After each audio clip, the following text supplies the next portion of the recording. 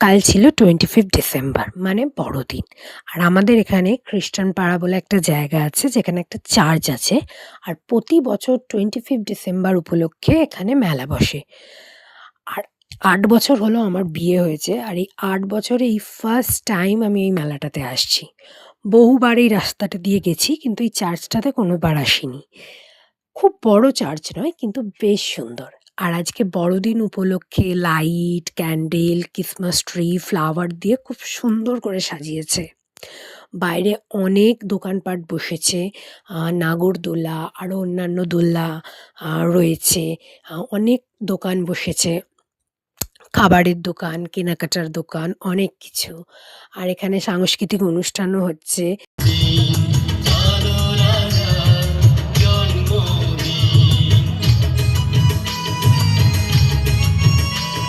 কিন্তু সবথেকে ভালো আমার যেটা লেগেছে এখানে একটা বড় যীশু খ্রিস্টের মূর্তি রয়েছে। সেটা আমার দারুণ লেগেছে।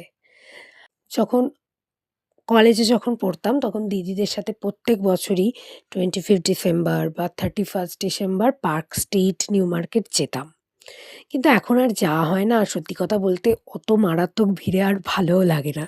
প্রত্যেক বছর সুব্রতকে বলতাম এই মেলাটাতে নিয়ে আসার জন্য কিন্তু প্রত্যেক বছরই না, না, না, না করত। জানি না এবারে কি হয়েছে একবার বলাতেই রাজি হয়ে গেল।